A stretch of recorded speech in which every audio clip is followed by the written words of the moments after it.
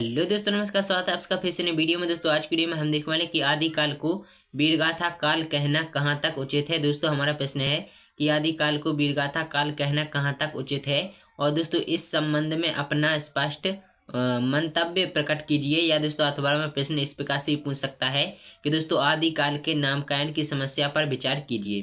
तो चलिए इस तो देख लेते हैं। वीडियो काफी इंटरेस्टिंग होने वाली है। दोस्तों आप लोग वीडियो में कंटिन्यू बने रहिए। और दोस्तों यह प्रश्न है जो है बीए की फर्स्ट ईयर वालों के लिए। तो दोस्तों आप लोग देख सकते हैं कि आदिकाल के नामकरण की समस्या हम देखने वाले हैं। और दोस्तों इसका अथवा ये भी है कि आदिकाल को वीरगाथा काल कहना कहाँ तक उचित है। तो चलिए तो आप लोग वीडियो में कंटिन्यू बने रहिए। वीडियो काफी इंटरेस्टिंग है।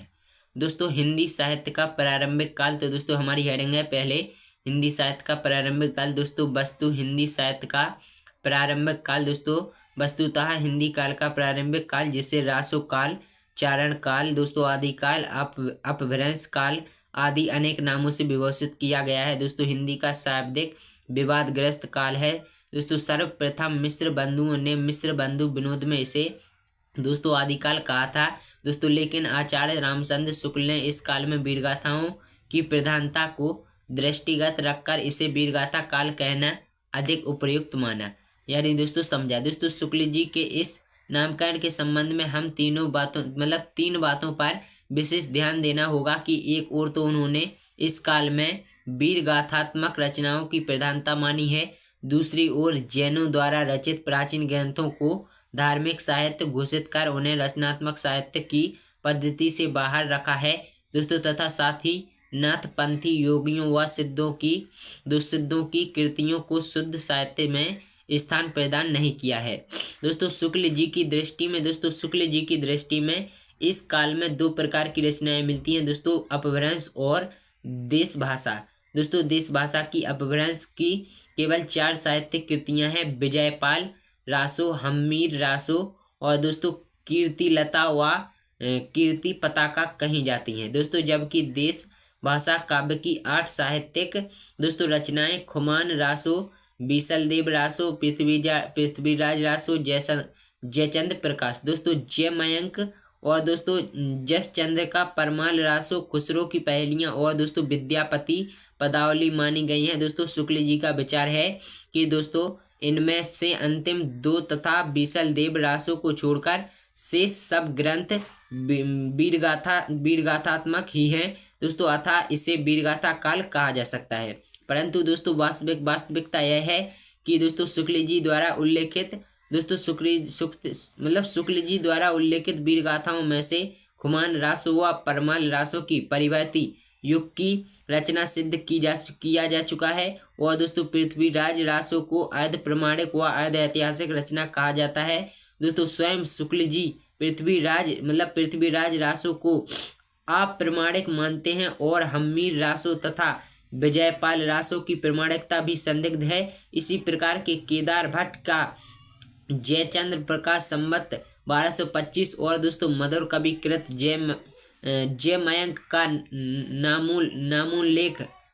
नामोल्लेख है, लेकिन दोस्तों आज तक ये ग्रंथ उपलब्ध नहीं हुए। दोस्तों शिव सिंह सरोज में इन दोनों कवियों को दोस्तों शहाबुद्दीन गौरी का दरबारी कवि कहा गया है। परंतु दोस्तों वास्तविकता तो यह है कि जब ये कृतियां उपलब्ध नहीं हो जाती दोस्तों तब तक इनके संबंध में कुछ भी नहीं कहा जा सकता। दोस्तों खुसरो की पहेलियों में असंदिग्ध रूप से वीरगाथाओं की कोई प्रवृत्ति लक्षित नहीं होती। और दोस्तों विद्यापति पदावली की भावभूमि श्रृंगार रस ही है। दोस्तों उसमें मुक्तक गीति परंपरा को अपनाते हुए राधा कृष्ण के श्रृंगारी चित्र का अंकित किए गए हैं। दोस्तों अतः शुक्ल जी को जिन कवियों के आधार पर इस काल को वीरगाथा काल कहना उचित समझा है, उन कृतियों की प्रमाणिकता के अभाव में दोस्तों उसे वीरगाथा काल कहना उचित प्रतीत नहीं होता है। दोस्तों इससे यह स्पष्ट होता है कि वीरगाथा काल और दोस्तों चारण काल दोनों ही नाम इस पर काल के लिए उपयुक्त प्रतीत नहीं होते हैं। दोस्तों इस प्रकार हिंदी साहित्य के आरंभिक काल को रासो काल भी नहीं माना जा सकता, क्योंकि दोस्तों रासो ग्रंथों की प्रमाणिकता संदिग्ध ही है तथा दोस्तों रासो संख्या में भी बहुत थोड़े ही हैं। दोस्तों अतः रासो काल कहने से केवल एक विशेष प्रकार की कृतियों का ही बोध होता है और दोस्तों अन्य बहुत सी रचनाएं छूट जाती हैं। साथ ही यह काल दोस्तों वीर रस काल भी नहीं माना जा सकता है, क्योंकि दोस्तों इस काल में वीर रस के अतिरिक्त अन्य रसों की भी प्रधानता रही है और स्वयं रासों ग्रंथों में ही कभी कभी श्रृंगार रस की वीर रस से अधिक प्रधानता दिखाई देती है। दोस्तों बीसल देव रासों में श्रृंगार रस की ही प्रधानता है और दोस्तों जैन मुनियों व नामपंथी योगियों तथा सिद्धों की रचनाओं में शांत रस की ही अधिकता होती है। दोस्तों अतः यह काल वीर रस काल भी नहीं कहला सकता। दोस्तों इस प्रकार आचार्य महावीर प्रसाद द्विवेदी ने इस काल को बीज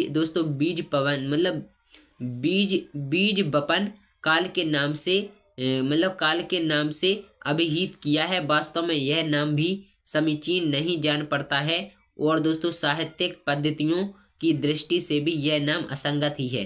दोस्तों कारण कि इस काल में न केवल अपने पूर्ववर्ती साहित्य को प्रायः सभी काव्य रूढ़ियों व परंपराओं का सफलतापूर्वक निर्वाह हुआ है, अपितु दोस्तों कुछ नूतन साहित्यिक पद्धतियों का भी विकास हुआ है। अतः इस काल के साहित्य भर यानी दोस्तों लिटरेचर इनफेंसी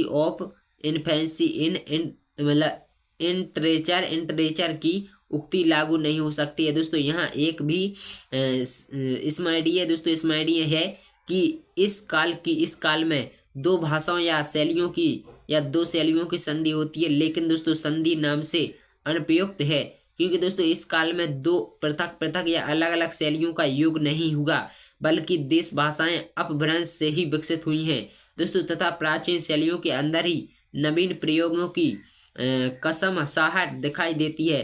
दोस्तों इसमें कोई संदेह नहीं कि इस काल के नामकरण की समस्या के समाधान में डॉक्टर हजारी प्रसाद द्विवेदी ने अपना शाब्दिक महत्वपूर्ण योग दिया है, परंतु दोस्तों उन्होंने मित्र बंधुओं हजारी प्रसाद द्विवेदी ने मित्र बंधुओं द्वारा रखा गया नाम आदिकाल ही स्वीकार कर लिया गया है। दोस्तों लेकिन उनका विश्लेषण दोस्तों सर्वथा मौलिक और महत्वपूर्ण है। दोस्तों यूं तो द्विवेदी जी आदिकाल नाम से सर्वथा संतुष्ट नहीं है और उनका यही कहना है कि वस्तुतः हिंदी का आदिकाल दोस्तों शब्द एक प्रकार की भ्रामक धारणा की सृष्टि करता है और श्रोता के चित्त में यह भाव पैदा करता है कि काल का कोई आदिम मनोभावपन्न परंपरा विनिर्मुक्त काव्य रूढ़ियों और अछूते साहित्य का काल है। दोस्तों यह उचित नहीं है कि दोस्तों यह काल अत्यधिक परंपरा प्रेमी रूढ़िग्रस्त सजग और सचेत कवियों का काल है।